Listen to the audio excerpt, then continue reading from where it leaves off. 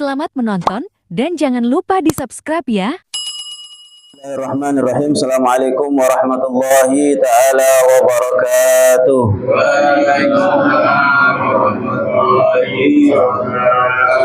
الفاتحة والفتوح والمنو والرسوخ وطبة النصوص وصل الجسد والروح أن الله يدخل نيتنا في نياتهم وأعمالنا في أعمالهم ومقاصدنا في مقاصدهم وأخلاقنا في أخلاقهم وأن الله يفتح لنا فتح العارفين وفقنا في الدين وجعلنا من العلماء العاملين وأن الله يرزقنا علما نافعا ورزقا طيبا وعملا متقبلا وأن الله يقضي جميع حاجاتنا في الدين والدنيا والآخرة ويستر عيوبنا ويكشف كربنا ويشرح صدورنا ويسلم مطلوبنا وأن الله يشفي مرضانا ومرضى المسلمين شفاء تاما عاجلا لا يقدر سقما ولا ألما ثم إلى رسولنا رسول الله صلى الله عليه وسلم وآله وأصحابه وأزواجه وذريته ولبيته ثم إلى رسول المهاجر الله أحمد بن عيسى وسيدنا وسيد العظام الفقيه المقدم محمد بن علي بعلوي والفقيه المقدم الثاني الشيخ الكبير الحبيب عبد الرحمن بن محمد سقاف وأصولهم وفروعهم ثم إلى روح الشيخ علي بن أبي بكر سكران ثم إلى روح الشيخ أبو بكر بن سالم ثم إلى روح الحبيب عبد الله بن أبو بكر العدني ثم إلى روح صاحب الراتب خذ الأنفاس الحبيب عمر بن عبد الرحمن العطاس والشيخ علي بن عبد البار ثم إلى روح صاحب الراتب خذ الرشاد وغيث البلاد والبلاد الحبيب عبد الله بن الحداد والحبيب عمر بن الحداد وجميع سلسلة الحدادية وأصولهم وفروعهم ثم إلى روح قطب الموت الحبيب محمد بن زين الحبشي ثم إلى روح قطب الرباني شيخ عبد القادر الجيلاني ثم إلى روح الحبيب محمد بن سالم بن حفيظ ثم إلى روح الحبيب محمد بن عبد الله بن عمر الشاطري ثم إلى روح محمد بن عبد الله الهدار ثم إلى روح الحبيب حسن بن عبد الله الشاطري ثم إلى سالم بن عبد الله الشاطري وأصولهم وفروعهم ثم إلى روح شيخ النصر عبد الله بن أحمد أبدون والحبيب إدريس بن سالم الجفري والحبيب عبد القادر بن أحمد بن الفقيه وعبد الله بن عبد القادر بن الفقيه والحبيب صالح بن محسن الحامد وسيد محمد بن علي بن عباس المالكي والحبيب عبد القادر بن أحمد سقاف والحبيب محمد بن إدريس الحبشي والحبيب أبو بكر بن محمد سقاف والحبيب هالي والحبيب محمد بن عبد بن أحمد المحضار والحبيب عبد الله والحبيب بن عبد الله الهدار والحبيب حسين والحمد براني وأصولهم وفروعهم ثم إلى روح خصوصا ثم إلى روح سيد الوالد الحبيب علي بن محمد الحداد وشيخ المربع أرواحنا الأستاذ عبد الرحمن بن عبد القادر بسلامة وأصولهم وفروعهم ثم إلى روح خصوصا صاحب هذا الكتاب الإمام الشيخ ناصر بن محمد بن إبراهيم السمرقندي وأصولهم وفروعهم أن الله يتغشى الجميع برحمة المغفرة ويسكنهم الجنة ويختمون بالحسنى ويعيد علينا من بركاتهم وأسرارهم وأنوارهم ولمنافعتهم في الدين والدنيا والآخرة ثم إلى أرواح أمواتنا خصوصا أمواتنا من أهل هذه البلدة من المسلمين والمسلمات والمؤمنين والمؤمنات أن الله يغفر لهم ويرحمهم ويلي درجات في الجنة على هذه النية وعلى كنة صالحة وإلى حضرة النبي المصطفى محمد صلى الله عليه وسلم بسر أسرار الفاتحة. أعوذ بالله من الشيطان الرجيم. بسم الله الرحمن الرحيم. الحمد لله رب العالمين الرحمن الرحيم مالك يوم الدين. إياك نعبد وإياك نستعين اهدنا الصراط المستقيم صراط الذين أنعمت عليهم غير المغضوب عليهم ولا الضالين. بسم الله الرحمن الرحيم. بسم الله والحمد لله والصلاة والسلام على رسول الله سيدنا محمد بن عبد الله وعلى آله وصحبه ومن والاه. سبحانك لا علم لنا إلا ما علمتنا إنك أنت العليم الحكيم. رب اشرح لي صدري ويسر لي أمري واحلل عقدة من لساني يفقهوا قولي. اللهم لا سهل إلا ما جعلته سهلا وأنت تجعل الحزن إذا شئت سهلا. اللهم سهل لنا حفظ العلوم وهب لنا وسع الفهم بجاه نبيك المعصوم. نويت التعلم والتعليم النفع والانتفاع والتذكر والتذكير والإفادة والاستفادة والحث على التمسك بكتاب الله تعالى وسنة رسوله والدعاء إلى الهدى والدلالة الخير وابتغاء وجه مرضات الله سبحانه وتعالى. صلى الله على سيدنا محمد وعلى آله وصحبه وسلم والحمد لله رب العالمين. قال المؤلف رحمه الله تعالى ونفعنا به وبعلومه في الدارين آمين. إلى أن قال حدثنا محمد بن فضل حدثنا محمد بن جعفر حدثنا إبراهيم بن يوسف حدثنا إسماعيل عن عمرو عن سعيد بن أبي سعيد المخبري عن أبي هريرة عن النبي صلى الله عليه وسلم قال يقول الله تعالى أنا أغني الشركاء عن الشرك أنا غني عن العمل الذي فيه شركة لغيري فمن عمل عملا أشرك فيه غيري فأنا منه بريء. Hadirin yang dirahmati Allah Subhanahu wa taala, kita masih di bab ikhlas, yaitu di kitab Tamhihul Ghafilin. Masih dalam pembahasan bab ikhlas. Di bab ikhlas ini adalah sesuatu yang mungkin bagi sebagian kita sulit untuk melaksanakan keikhlasan tersebut. Karena keikhlasan tersebut berkaitan dengan hati kita dengan Allah Subhanahu wa taala. Tidak ada namanya kita mengerjakan sesuatu tanpa ada dinilai oleh orang lain, dilihat oleh orang lain. Jadi nggak ada embel-embel. Kita ngelakuin sesuatu itu nggak ada embel-embel di belakangnya. Itu baru dinamakan dengan ikhlas. Benar-benar pure karena Allah Ta'ala atau lillahi Ta'ala. Di sini Allah Subhanahu wa taala mengatakan ya di dalam hadis qudsi itu yang disampaikan oleh Nabi Muhammad sallallahu alaihi wasallam,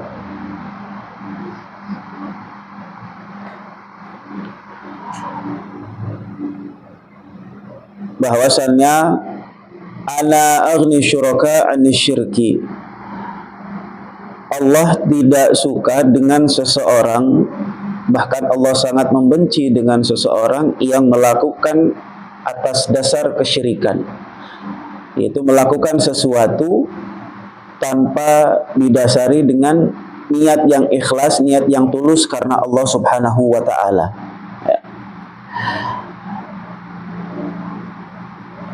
Ana ghaniyun anil amali alladhi fihi syirkatun li ghairihi. Dan sebenarnya Allah itu, pada hakikatnya Allah itu tidak membutuhkan amal-amal kita. Amal yang kita kerjakan selama ini atau amal kita yang kita kerjakan di dunia itu semata-mata hanya untuk diri kita sendiri. Pada hakikatnya Allah tidak membutuhkan. Karena kenapa? Kenapa Allah tidak membutuhkan? Hanya hamba saja yang membutuhkan amal tersebut, agar nantinya amal dari amal yang kita kerjakan tersebutlah yang bisa menghantarkan kita kepada ridhonya Allah Subhanahu wa taala. Jika Allah ridho kepada kita, maka sudah pasti, sudah jelas surganya Allah pun akan menjadi jaminan kita sebagai hamba Allah yang memang benar-benar ikhlas mengerjakan sesuatu hanya karena Allah Subhanahu wa taala. Faman amila amalan asyraka fihi ghairi, dan barang siapa yang melakukan sesuatu amal, suatu perlakuan, suatu amalan, ya, amalan apapun, pekerjaan apapun yang kita lakukan, yang dimana dia melakukannya bukan karena Allah Subhanahu wa ta'ala. Apa kata Allah Subhanahu wa ta'ala? Fa'ana minhu bari. Maka sesungguhnya aku tidak menginginkan orang tersebut atau hamba tersebut. Ana bari, saya nggak bakal tolongin dia, ya. Karena salah satu dosa terbesar di hadapan Allah Subhanahu wa ta'ala adalah mereka-mereka yang menyekutukan Allah, mereka-mereka yang menduakan Allah Subhanahu wa ta'ala. Makanya di dalam sabda lain daripada hadis Nabi Muhammad sallallahu alaihi wasallam, beliau mengatakan, tarkul amali li ajlin nas riya. Meninggalkan sesuatu amal karena takut dinilai oleh orang, karena takut dinilai oleh seseorang atau oleh manusia yang lainnya, termasuk daripada riya. Kita mau ngelakuin sesuatu, ya, tapi kita nggak mau ngelakuin sesuatu tersebut karena takut orang nanti lihat, karena takut nanti orang nilai, sehingga amal kebaikan yang kita melakukan tadi nggak jadi. Itu dinamakan dengan riya. Ya kalau mau melakukan sesuatu, ya udah lillah wa fillah, udah karena Allah, nggak pakai mau dilihat orang, nggak pakai ada karena orang kita melakuin, nggak pakai kita mau ngelakuinnya takut dilihat orang, nggak usah. Jadi benar-benar pure lillahi ta'ala kita lakukan amal tersebut, entah amal sholat yang lainnya, entah amal sedekah, entah amal apapun, ya. Wal amal li ajlin nas asyirik. Tuh. Jadi nggak salah Allah mengatakan dalam hadis tadi, ya, Allah membenci orang yang melakukan kesyirikan. Jadi syirik ini banyak macamnya. Yang salah satunya adalah ketika kita melakukan sesuatu karena manusia, ya, karena manusia, itu termasuk daripada kesyirikan. Jadi bukan hanya riya aja, tapi dalam kesyirikan juga. Wal amal li ajlin nas asyirik. Melakukan suatu pekerjaan karena manusia itu termasuk daripada kesyirikan. Jadi nggak hanya riya saja kita melakukan sesuatu karena manusia, karena pengen dilihat orang, karena pengen dinilai orang, Itu juga termasuk riya, tapi bukan karena itu saja, bukan hanya riya saja, tapi termasuk syirik. Lantas apa yang Nabi SAW sampaikan? Wal ikhlasu an yu'afiqallahu minhuma. Maka sesungguhnya ketika kita ikhlas melakukan segala sesuatunya ikhlas karena Allah Ta'ala, ya, melakukan sesuatu ikhlas karena Allah Ta'ala, billah wa fillah, untuk Allah dan hanya kembali kepada Allah Subhanahu wa Ta'ala, maka kita akan dijauhkan daripada sifat-sifat yang tadi, daripada sifat kedua tadi, ya. Jadi benar-benar pure karena Allah Subhanahu wa Ta'ala. Bahkan ketika ada di dalam penyakit hati kita yang melakukan hal untuk melakukan hal tersebut, tapi karena ada keikhlasan kita karena Allah Subhanahu wa Ta'ala, maka Allah akan menyembuhkan kita dari hal-hal yang tadi diungkapkan oleh Nabi Muhammad sallallahu alaihi wasallam. Lantas apa yang dimaksud daripada hadits qudsi tadi yang disampaikan oleh Allah Subhanahu wa Ta'ala? Yakni min dzalikal amal. Maksudnya adalah daripada perbuatan yang akan kita lakukan. Ya, wa yuqalu yakni min dzalikal amil, dan dikatakan pula bagi mereka yang mau mengerjakan. Jadi bukan hanya pekerjaan tersebut, tapi orang yang mau mengerjakan juga. Jadi nggak hanya pekerjaannya, orang yang mau mengerjakan tersebut pun Allah tidak suka ketika sesuatu hal yang ada dalam dirinya tanpa ada riya. Dalam hatinya ada riya. Maka Allah Subhanahu wa Ta'ala sangat membenci hal tersebut. Fa fi hadzal khabar dalilun, dan disebutkan dalam sebuah hadis yang lain, dalil ala anna Allah Ta'ala, sesungguhnya Allah Subhanahu wa Ta'ala la yaqbalu minal amili syai'an, tidak akan menerima amal apapun itu, illa maka khalisan liwaji, kecuali ia melakukannya karena Allah Subhanahu wa Ta'ala. Jadi memang agak repot, Pak. Ya, kalau kita sebagai manusia biasa mungkin kalau baru pertama melaksanakan hal tersebut atau ikhlas itu susah, memang sulit. Tapi mau tidak mau kita pun harus melaksananya. Makanya saya bilang, pernah saya katakan sebelumnya, ibadah itu awalnya itu harus dipaksa. Ibadah itu awalnya harus dipaksa, karena kalau nggak dipaksa nggak jalan-jalan kita. Nggak bakal ibadah, nggak bakal ngelakuin amal-amal yang lainnya. Jadi memang harus dipaksa, artinya harus memang diri kita, nafsu kita yang ada dalam diri kita ini dipaksa untuk melakukan hal yang baik. Jangan sampai kita digolongkan sebagai temannya daripada temannya syaitan, yang memang syaitan tersebut mau menguasai. Nah, Imam Abdullah Al-Haddad, ya, Al-Habib Abdullah Al-Haddad mengatakan, menafsirkan daripada hadis Nabi, yaitu yang mana Nabi SAW mengatakan tarkul amali li ajlin nas ar-riya. Beliau menafsirkan bahwasanya apa yang dikatakan tadi oleh Nabi SAW, ya, tarkul amal li ajlin nas, meninggalkan sesuatu karena manusia, anna syaitan, maka sesungguhnya syaitan tersebut muraduhu minka butlanul amal birriya, maka sesungguhnya syaitan itu pengen kita untuk tidak melakukan amal tersebut. Jadi kalaupun kita melakukan dengan adanya pengen dilihat orang, pengen dinilai sama orang, pengen dipuji orang, jatuhnya riya. Ketika jatuhnya riya tersebut, maka amal yang kita kerjakan tadi udah batal, nggak bakal nyampe dan nggak bakal diterima oleh Allah Subhanahu wa Ta'ala, karena memang itu keinginan setan. Karena memang keinginan setan supaya amal-amal yang kita kerjakan itu nggak diterima oleh Allah Subhanahu wa Ta'ala. Ya, amal apapun, mau riya, mau ujub kan membanggakan diri, atau amal apapun, hatta la yahsulu laka minka an-nafa, sampai kita yang mengerjakan tersebut tidak mendapatkan kemanfaat dari apa yang kita kerjakan. Itu maunya setan.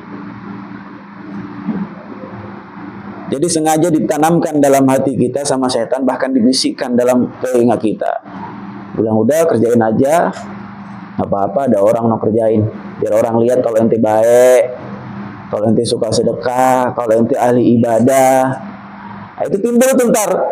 Rasa hal tersebut timbul nanti dalam hati. Ketika timbul rasa tersebut, maka yang tadi kita kerjakan akan sia-sia. Sia-sianya kenapa? Karena nggak bakal diterima sama Allah Subhanahu wa Ta'ala, percuma. Jadi cuma dapat capeknya doang kita ngerjain. Mau amal apapun. Fa idza taraktuhu bil kulliyah fadzaka muraduhu minka. Maka ketika kita meninggalkan itu semuanya, tidak mengerjakan, artinya melakukan hal tersebut secara keseluruhan, fadzaka muraduhu minka, maka itulah yang dipengenin sama setan dari kita. Itu maksud dari hadis Nabi yang tadi disampaikan, tarkul amal li ajlin nas ar-riya wal amal li ajlin nas asy-syirik. Itu maksudnya ditafsirkan oleh Habib Abdullah Al-Haddad.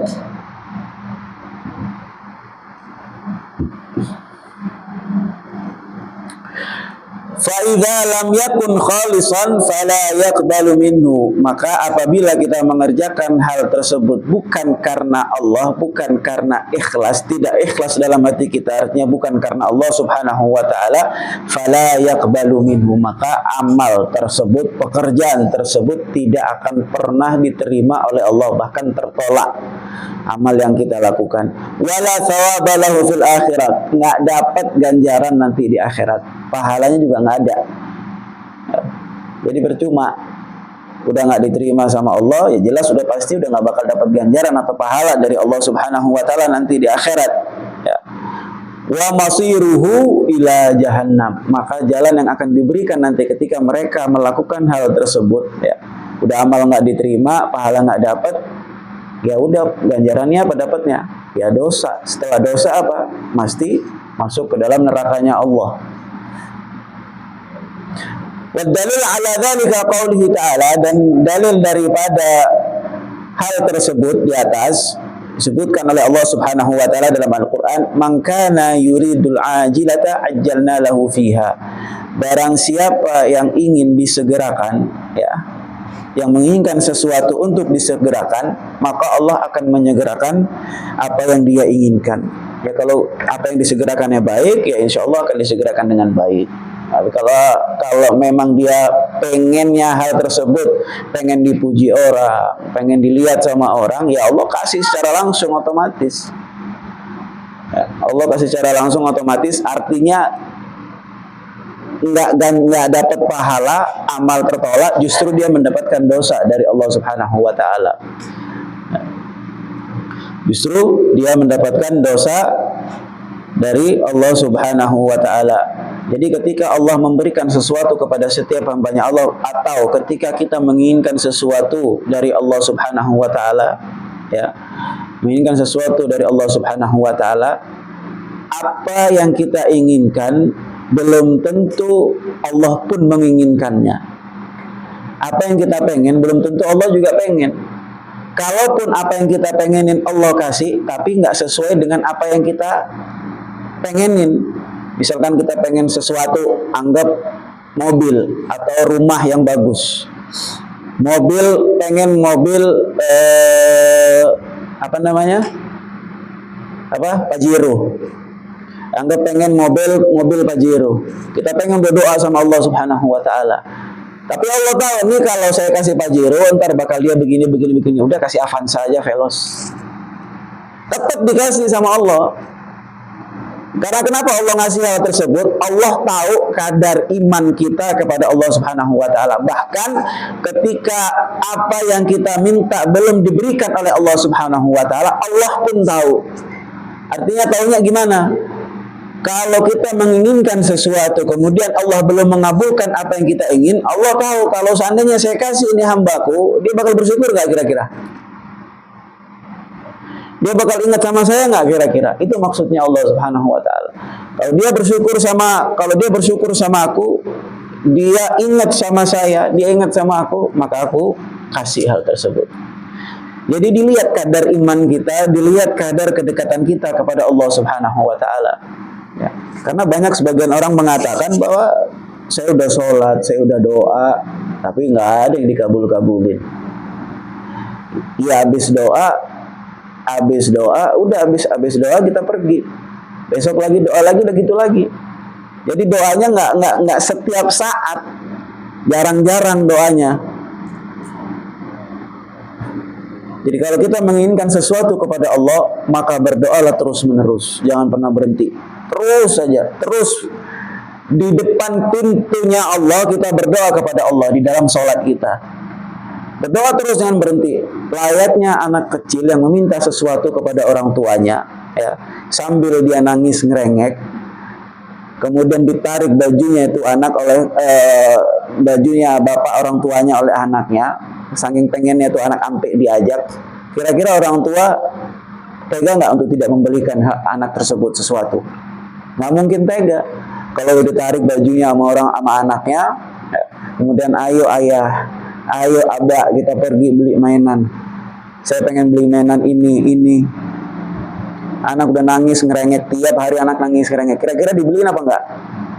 Ya pasti dibeliin. Karena kita juga dengarnya pengeng. Si bocah nangis mulu. Nggak kelar, kalau udah beliin. Begitu juga dengan Allah. Kalau kita terus menerus minta sama Allah, ngadu sama Allah, apapun itu ngadu, minta sama Allah, pasti Allah bakal kasih. Nggak mungkin enggak. Entah waktunya kapan, ya kita nggak tahu. Yang jelas Allah kasih. Jadi ada doa yang langsung diijabah oleh Allah Subhanahu wa Ta'ala, ada doa yang dikumpulkan oleh Allah. Ada doa yang dikumpulkan oleh Allah, artinya doa-doa kita ini memang tidak semuanya dikabulkan oleh Allah, tapi disimpan sama Allah. Nah, nanti doa yang disimpan sama Allah itu nanti dijadikan amal oleh Allah Subhanahu wa Ta'ala. Jadi nambahin amal timbangan kita. Ada ulama yang mengatakan hal tersebut.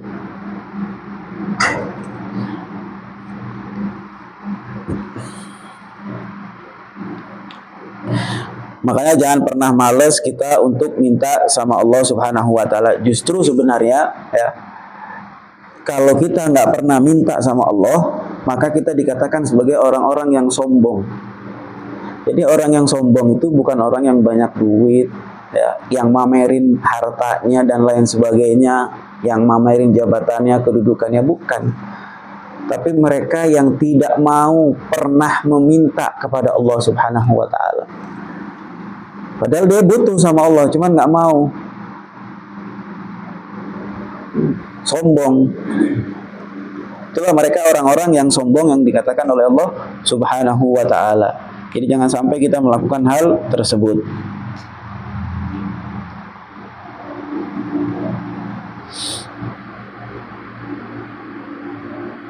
Jadi jangan sampai kita dikatakan, ya, oleh ulama bahwasannya manusia ini perlu tahu apa yang dia kerjain, apa yang dia mau lakuin, apa yang dia mau kerjain itu manusia itu harus tahu. Jangan ketika dia mau, jangan seperti pekerja yang buruk. Jangan menjadi pekerja yang buruk yang mau kerja kecuali kalau digaji atau dikasih duit baru mau kerja. Nggak digaji, nggak dikasih duit, nggak mau kerja.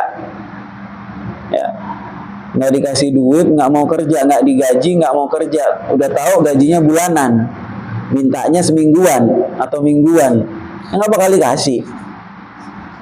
Jangan sampai kita melakukan hal tersebut. Jadi manusia ini perlu tahu ketika dia mau melakukan sesuatu, mau mengerjakan sesuatu amal apapun atau melakukan amal apapun, dia perlu tahu jangan sampai seperti pekerja yang buruk. Dia mau kerja kalau dikasih duit. Kalau nggak dikasih duit, dia nggak mau kerja. Jangan sampai juga seperti budak, nunggu dipukul dulu, nunggu digebuk dulu, baru dia beradab. Karena budak-budak dulu itu seperti itu, budak-budak yang tidak beradab atau budak-budak yang tidak baik itu, ya, budak-budak yang buruk itu dipukul dulu sama tuannya, baru dia beradab, baru dia nurut sama tuannya. Kalau nggak dipukul, nggak bakal nurut. Ya layaknya binatang gimana sih? Jangan sampai kita dikatakan sebagai bahaim, yaitu binatang. Ya, dipukul dulu baru nurut. Artinya melakukan sesuatu pekerjaan apapun itu, maka niatkan dalam diri kita hanya lillah, hanya karena Allah Subhanahu wa taala, tulus, pure karena Allah Subhanahu wa taala. Apa jawaban Allah Subhanahu wa taala ketika kita melakukan keikhlasan, ya? Maka Allah akan berikan ganjaran yang sangat amat luar biasa, enggak di dunia saja tapi di akhirat Allah berikan pahala. Allah berikan jaminan surga kepada kita. Nah, bagi mereka yang ingin disegerakan, apapun keinginan yang ingin disegerakan, bahkan ke hal tersebut untuk melakukan riya, ya, ingin dipuji sama orang, dia pengen pengen dilihat sama orang, keinginannya pengen dilihat sama orang, akhirnya Allah segerakan apa yang dia inginkan. Apa kata Allah Subhanahu wa taala dalam pengarang tersebut mengatakan daripada firman Allah, yakni man arada bi amalihi dunya, yakni yang dimaksudkan adalah bagi mereka-mereka yang ingin mengerjakan sesuatu, ya, ingin mengerjakan sesuatu amal di dunia, wala yuridu thawabal akhirah aqainahu fid dunya, maka dia enggak pengen dapat pahala nanti di akhirat, tapi pengennya nanti di dunia. Jadi Allah kasih ganjaran itu cuma di dunia aja, jadi akhirat udah habis, nggak ada. Allah tunjukin nih, nanti kan pengen dapat pahala langsung, ya, nggak pengen dapat pahala nanti di akhirat. Jadi saya kasih ini sekarang, kata Allah, ini pahala yang tidak di dunia nih, nanti di akhirat udah nggak ada lagi, udah hilang. Jadi amal-amal ente nanti yang di akhirat buat tambahan amal, nanti timbangan amal ente ketika nanti di hari padang mahsyar, di hari perhitungan nanti udah nggak ada, habis, karena udah dikasih sama Allah di dunia.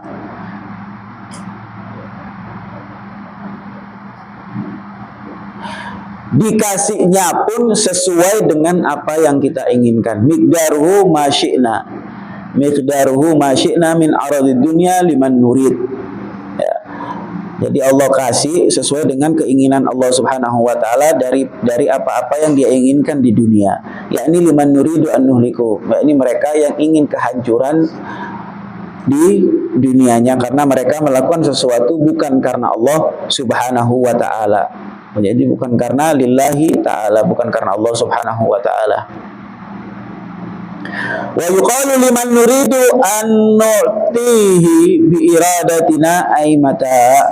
Dan dikatakan lagi bahwasanya bagi mereka yang menginginkan sesuatu, maka kita akan kasih sesuai dengan apa yang kita pengen. Maksudnya Allah, sesuai apa yang dipengenin oleh Allah, bukan apa yang dipengenin oleh manusia. La bi iradatihi, bukan dari keinginannya dia itu sendiri.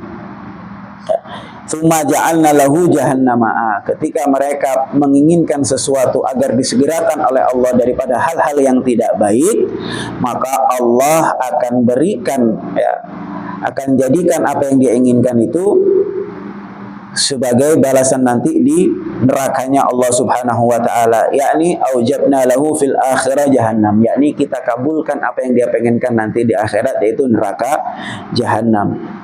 Yaslaha, yakni yadkhuluha madhmumam, Allah akan masukkan dia ke dalam nerakanya Allah sebagai golongan orang-orang yang melakukan dosa. Orang-orang yang melakukan dosa. Yustajabul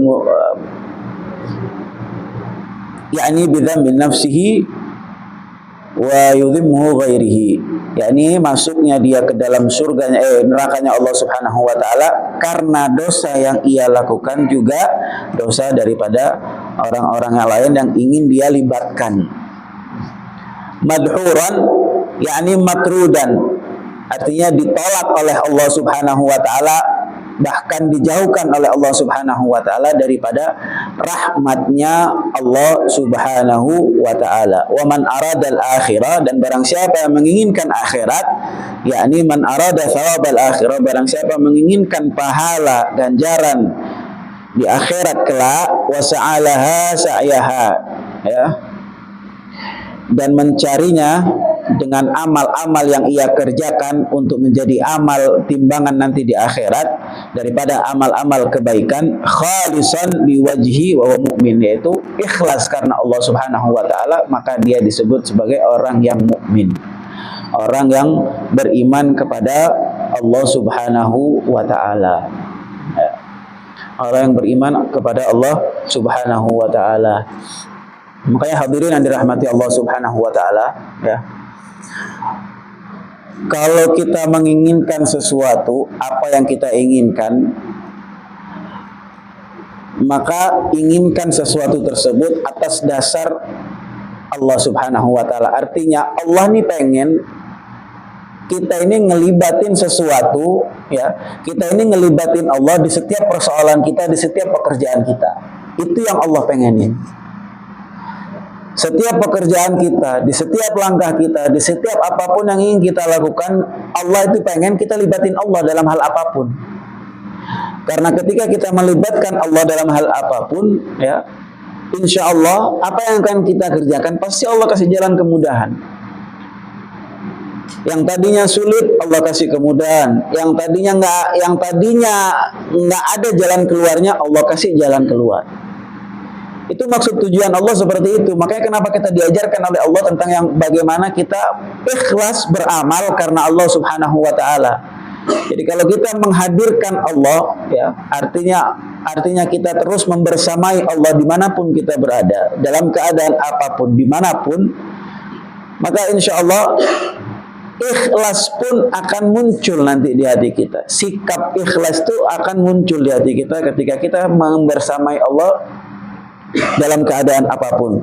Jadi menghadirkan Allah dalam hal apapun, dalam pekerjaan apapun, dalam hal apapun, mau sholat, terlebih amal ibadah yang lainnya. Ya. Jadi bukan hanya amal ibadah akhirat saja, tapi amal ibadah di dunia, ya, pekerjaan apapun, mau kita ada proyek, mau kita ada tanda tangan, mau ketemu sama orang, buat membahas masalah pekerjaan dan lain sebagainya, hadirkan Allah. Jadi hadirkan Allah.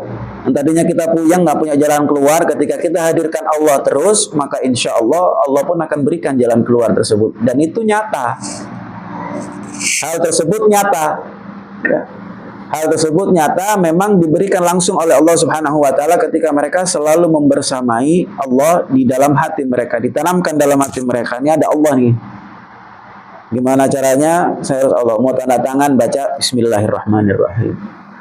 Mau salaman sama orang, ya, baca Bismillahirrahmanirrahim supaya deal. Gimana caranya? Mau melakukan sesuatu, baca Bismillahirrahmanirrahim. Itu penting, Pak. Karena kalau kita selalu hadirkan Allah Subhanahu wa taala dalam hal apapun pekerjaan, insya Allah pasti banyak kebaikan yang kita dapatkan nantinya. Banyak kebaikan yang kita dapatkan nantinya ketika kita selalu menghadirkan Allah Subhanahu wa taala. Jadi kalau kita sebutkan Allah, selalu membersamai Allah dalam segala hal, setan nggak bakal ikut campur.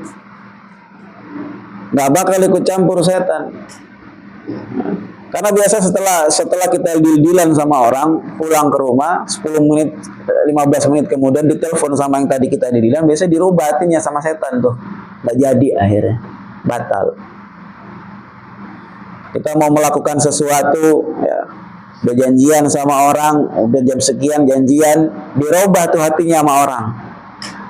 Dirubah tuh hatinya orang sama setan. Nggak usah, ntar aja.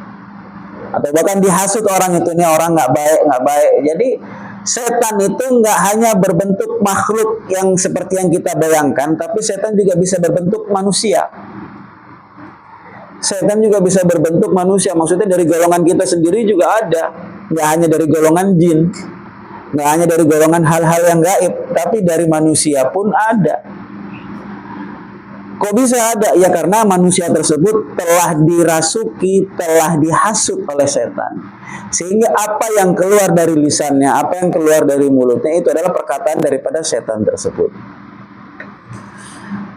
Jadi makanya mau melakukan sesuatu, usahakan baca Bismillahirrahmanirrahim. Artinya hadirkan Allah dimanapun.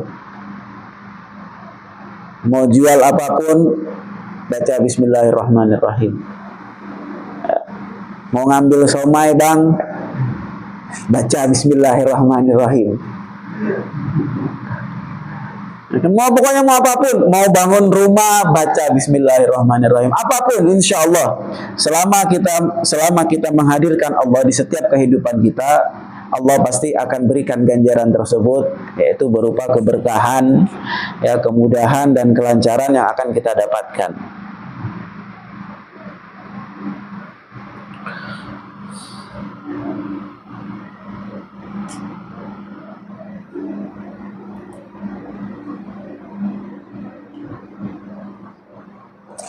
yakni ma'al disebutkan dari khalisan liwajhi, orang yang melakukan ikhlas amalan tersebut karena Allah atau melakukan pekerjaan tersebut karena Allah Subhanahu wa taala, maka dia termasuk orang mukmin. Yani ma'al amal yakunu mu'minan. Ketika orang melakukan amal tersebut, artinya membersama amal tersebut, maka orang tersebut dikatakan sebagai orang yang mukmin, orang yang beriman kepada Allah, ya. Orang yang beriman kepada Allah, li'annahu la yaqbalul amal bighairi iman, maka sesungguhnya Allah tidak akan menerima amal tersebut tanpa didasari dengan iman kita kepada Allah Subhanahu wa taala. Orang ikhlas sudah pasti beriman apa enggak? Pasti.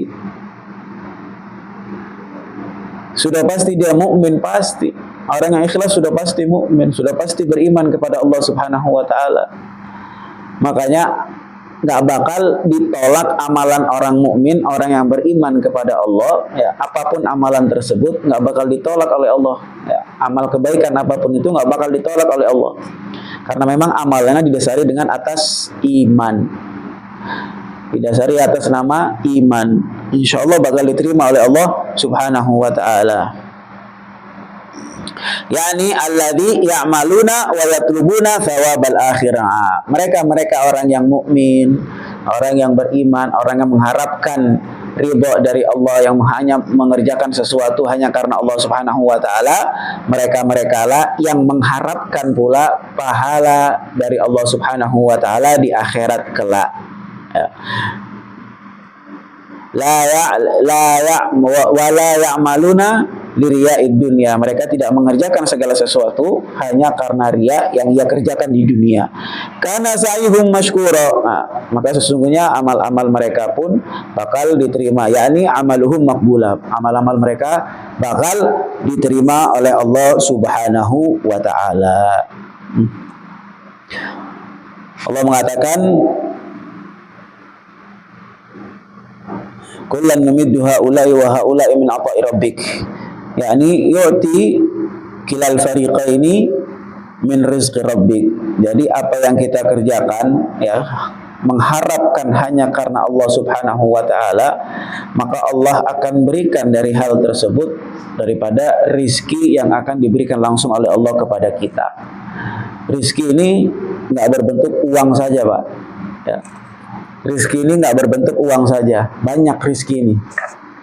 Dikasih kesehatan termasuk rizki, dikasih kemudahan usaha kita termasuk rizki, dikasih teman baik termasuk rizki, dikasih keluarga yang bahagia, yang harmonis termasuk rizki.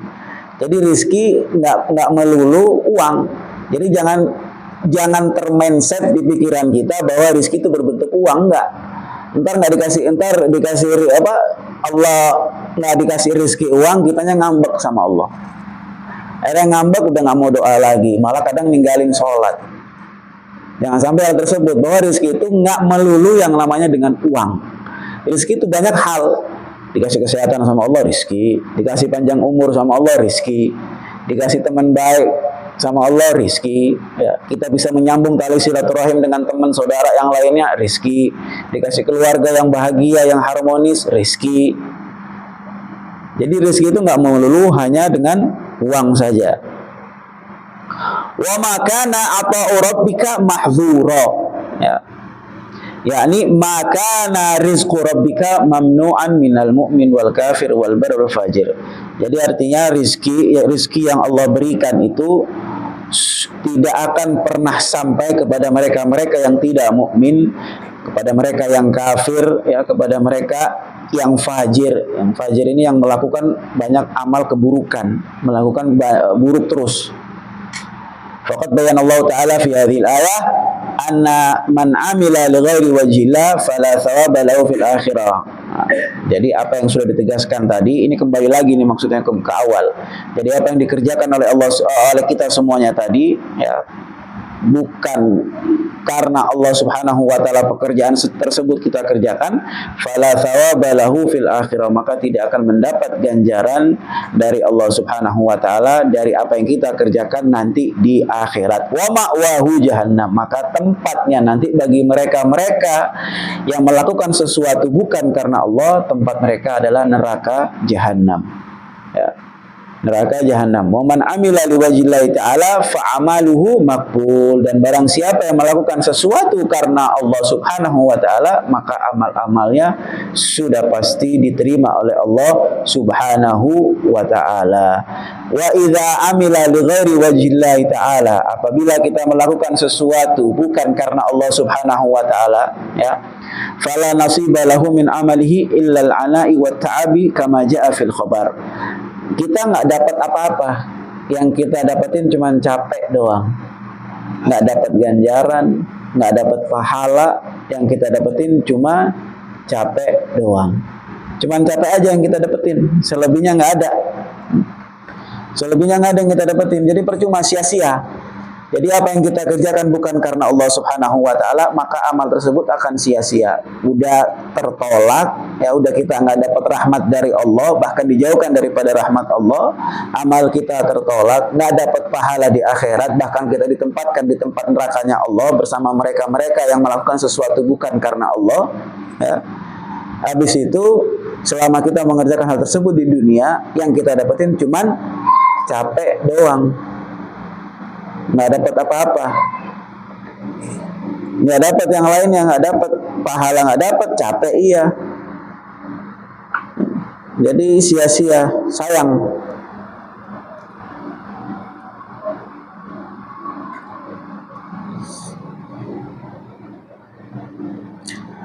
Makanya jalannya orang dulu, ulama-ulama dulu itu, ya, mereka itu mengerjakan sesuatu itu tahu ilmunya, Pak. Jadi yang mereka tahu adalah yang mau jalannya mereka itu sebenarnya orang-orang dulu, ulama-ulama dulu yang mengajarkan kepada kita sampai saat ini. Yang pertama adalah ilmu, kemudian amal, kemudian sikap wara', kemudian takut kepada Allah Subhanahu wa taala, dan ikhlas karena Allah Subhanahu wa taala. Jadi mau mengerjakan sesuatu kalau nggak pakai ilmu sudah jelas pasti tertolak. Ya, itu disebutkan nanti di bab tentang fadlul ilm, wal fadlul ibadah bi ghairil ilm. Itu dijelaskan nanti keutamaan orang melakukan ibadah tanpa didasari dengan ilmu. Jadi bab tentang orang yang beribadah tapi nggak pakai ilmu ibadahnya, yang nggak bakal diterima oleh Allah Subhanahu wa taala. Orang mau sedekah ada ilmunya. Semua pakai ilmu. Kalau kita tahu ilmunya, insya Allah apa yang kita kerjakan bakal diterima oleh Allah Subhanahu wa taala. Layaknya kita melaksanakan sholat. Dah. Kewajiban kita udah nggak usah bahas masalah sholat sunnah atau amal-amal soleh yang lainnya. Sholat wajib aja dah. Sholat wajib aja kalau kita nggak tahu ilmunya. Kalau kita nggak tahu ilmunya, harus sujud, harus ruku, baca apa di sujud, baca apa di ruku, kemudian seperti apa. Kalau yang makmum otomatis harus ngikutin imam. Kalau melebihi dari imam nanti batal sholatnya, atau mendahului imam batal sholatnya. Itu semua punya ilmu. Jadi kalau kita nggak pakai hal itu, ya nggak bakal diterima sholat kita. Mau berapa puluh tahun pun kita sholat kita nggak bakal diterima. Sampai-sampai dikatakan orang saking dia nggak taunya, ini orang ahli ibadah nih, ibadahnya sama Allah luar biasa, ibadahnya sama Allah luar biasa. Sampai-sampai suatu hari dia beli keledai perempuan. Dia beli keledai perempuan. Ya, orang dulu biasa kalau beli keledai itu dipakai buat ngangkat barang. Jadi misalkan ke pasar atau buat dagang, keledai itu dipakai buat ngangkat barangnya. Itu keledai. Nah, ini orangnya ahli ibadah segala macam. Cuman dia nggak tahu hukumnya. Jadi dia beli keledai perempuan, sampai ditanya sama satu orang, dibilang, buat apa kamu beli keledai perempuan? Kamu nggak ngapain? Kamu cuma ngasih makan doang, nggak kamu pekerjakan. Nah, apa kayak dibawa kemana-mana juga enggak? Cuma ditaruh di kandang aja, ya dirawat gitu aja. Akhirnya apa kata orang ini? Dibilang, iya memang saya nggak ngapain, tapi liuhassinu farji. Jadi kalau dia mau berhubungan, ya berhubungan sama keledai itu. Dia orang ahli ibadah nih, tapi dia nggak tahu hukum. sampai orang yang mendengarnya orang alim yang ngasih tahu, sampai orang itu mengatakan, ya fulan, wahai fulan, apakah engkau nggak tahu melakukan hubungan dengan binatang adalah sesuatu hal yang haram? Dibilang enggak, saya nggak tahu. Melakukan hubungan dengan binatang adalah sesuatu yang haram, yang tidak diperbolehkan oleh Allah, bahkan oleh Nabi Muhammad SAW. Dan itu hukumnya haram. Ketika dia mendengar hal tersebut, ya, dia menangis sejadi-jadinya. Dia bilang, ya Allah, ternyata selama ini yang saya lakuin salah. Ternyata selama ini yang saya lakuin adalah sesuatu yang haram. Saya nggak tahu hukumnya itu. Padahal ahli ibadah. Jadi ibadah yang dia kerjakan itu sia-sia. Ibadah yang dia kerjain dia sia-sia. Karena dulu orang-orang dulu kebanyakan orang yang ahli ibadah, Pak, ya mohon maaf, jarang dia menikah. Itu ya fokusnya hanya kepada Allah, hidupnya hanya untuk Allah udah. Pokoknya ibadah tiap hari ibadah. Ya orang-orang dulu itu. Nah, makanya saya katakan lagi, kenapa penting orang menuntut ilmu sampai kita tahu tentang bab ikhlas seperti apa. Kita mau melakukan sesuatu hanya karena Allah, kita tahu seperti apa melakukan sesuatu, berarti harus karena Allah, harus lillah, harus wafillah, harus selalu hadirkan Allah. Ini pentingnya hadir di majelis ilmu. Jadi nggak sembarangan. Jadi jalannya orang-orang dulu yang ngajarin kita, ulama-ulama dulu, ya setelah Nabi, setelah para tabiin, setelah para sahabat, setelah para tabiin, itu ulama-ulama ngajarin kita memang yang pertama itu adalah ilmu. Setelah kita ilmu, setelah tahu ilmunya, baru kita amalin tuh. Karena kita udah tahu ilmunya, baru kita amalin. Setelah kita tahu amalin, maka kita harus punya sifat yang merendah. Sifat yang merendah, sifat yang menjauhkan diri kita dari hal-hal yang haram. Setelah menjauhkan dari hal-hal yang haram, hal yang syubhat, maka muncul yang namanya takut kepada Allah Subhanahu wa Ta'ala. Ketika muncul rasa takut, maka yang terakhir timbul yang namanya ikhlas, melakukan sesuatu hanya karena Allah Subhanahu wa Ta'ala. Itu jalan yang ulama dulu yang ngajarin kita sampai sekarang, nggak berubah. Ya.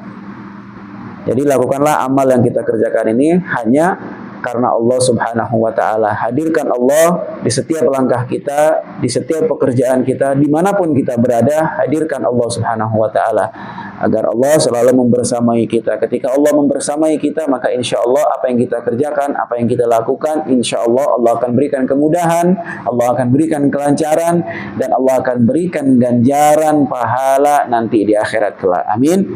Amin ya rabbal alamin. Qala haddatsana Muhammad bin Fadl, wallahu a'lam bissawab. Saya baca di buku, saya habis Rasulullah. Diam itu adalah baik dan bagus. Tapi kenyataannya pelakunya jarang sekali, Pak. Pelakunya di masa itu jarang sekali. Mohon pencerahan. Diam memang bagus. Jadi orang yang, kembali lagi Pak, orang yang tahu ilmu ketika dia berhadapan dengan orang-orang yang tidak penting. Ini saya katakan kenapa banyak orang diam. Kenapa banyak orang diam? Kata Imam Syafi'i mengatakan, idza nataqas safihu fala tujibhu. Kalau ada orang bodoh datang sama kita, nih orang nggak ngerti agama, orang nggak tahu ilmu, ngobrol sama kita, ya seperti yang sekarang terjadi. Mohon maaf saya katakan ulama-ulama yang hanya mengharapkan, yang menjual agamanya hanya kepentingan dirinya sendiri, ya ataukah hanya kepentingan dunianya, dengan melegalkan, dengan menghalalkan segala cara yang diharamkan sama Allah dihalalkan sama dia. Artinya, kalau kenapa banyak yang diam? Karena bukan banyak yang diam sih sebenarnya. Ada juga yang seperti itu. Kalau kita diam, Pak, kalau kita mendiamkan segala kemungkaran, maka termasuk kita ikut dalam kemungkaran tersebut. Kalau kita mendiamkan kemungkaran tersebut, maka termasuk daripada kita melakukan kemungkaran itu. Ya. Memang susah, sulit. Mungkin sulit bagi sebagian orang karena takut dimusuhi nanti kalau ngasih tahu. Jadi lebih baik mendingan diem aja. Tapi alangkah baiknya juga ikut menyuarakan. Jangan cuma sekedar diam. Ya paling tidak kita menyuarakan. Mungkin kalau kita nggak bisa berkata-kata dengan sikap kita. Ya. Orang mungkin yang Bapak maksud mungkin sekarang banyak orang diam dan lain sebagainya. Bisa jadi dia menunjukkan dengan sikapnya dia. Bukan dengan omongannya dia, tapi dengan sikapnya dia. Dengan sikapnya dia, artinya dia jauh itu orang-orang yang melakukan kemungkaran. Dia jauh orang-orang yang melakukan kemungkaran. Maka kata Nabi SAW, fa illam yastati fa bilisani, fa illam yastati fa biqalbih, wa dzalika ataful iman. Kalau kita nggak mampu untuk berucap, untuk menyuarakan hal yang baik, maka cukup dengan hati, cukup dengan sikap kita, cukup dengan doa kita, dan itu termasuk paling lemahnya iman. Jadi kalau cuma sekedar sikap kita aja termasuk daripada lemahnya iman, Mbak. Ya serba salah, ngomong dikit salah, nggak ngomong ya salah. Ngomong dikit ntar nyinggung, dibilang nyinggung pemerintah dan lain sebagainya, atau menyinggung satu sama lain orang, atau menyinggung ormas yang lainnya. Kalau nggak diomongin, akhirnya semena-mena itu orang. Jadi serba salah. Jadi kalau kita tidak melakukan hal tersebut dengan kita ikut menyuarakan, maka tunjukkan sikap kita bahwa kita nggak suka. Paham Mbak ya? Ya. Jadi kalau emang diam, Bapak nggak bisa menyuarakan, diamnya Bapak, tapi menunjukkan sikapnya Bapak yang nggak suka. Dan artinya nggak sukanya itu nggak boleh saya ikut-ikutan dalam hal yang mungkar itu. Nggak boleh saya ikut-ikutan melakukan hal-hal yang memang nggak boleh sama Allah, dilarang sama Allah, nggak boleh. Jadi tunjukkan sama sikap Bapak, berarti tinggalin. Gitu. Emang diam emas. Jadi dalam hal sekarang ini ya diam emas, tapi dibilang diam emas juga salah dalam zaman ini sekarang. Mungkin dulu ya, mungkin dulu kita bilang iya diam itu emas, tapi sekarang nggak bisa Pak. Kalau kita diam-diam aja, kita yang digencet-gencet mulu akhirnya. Jadi tunjukkan dengan sikapnya kita. Wallahu a'lam bishawab. Alhamdulillah rabbil alamin, hamdan syakiran, hamdan na'iman, hamdan yafi ni'amahu wa yafi mazidah. Ya rabbana lakal hamdu kama yanbaghi li jalalika wa wajhika wal 'azimi sultanik. Allahumma shalli wa sallim ala sayidina Muhammadin wa ala ali sayidina Muhammad. Allahumma anfa'na bima 'allamtana wa 'allimna bima yanfa'una. اللهم إنا نعوذ بك من علم لا ينفع ومن قلب لا يخشع ومن عمل لا يرفع ومن دعاء لا يسمع. اللهم يا مقلب القلوب ثبت قلوبنا على دينك وعلى طاعتك. اللهم يا محول الأحوال حول أحوالنا إلى أحسن الحال وإلى أحسن المقال. اللهم سهل لنا حفظ العلوم وهب لنا وسع الفهم بجاه نبيك المعصوم.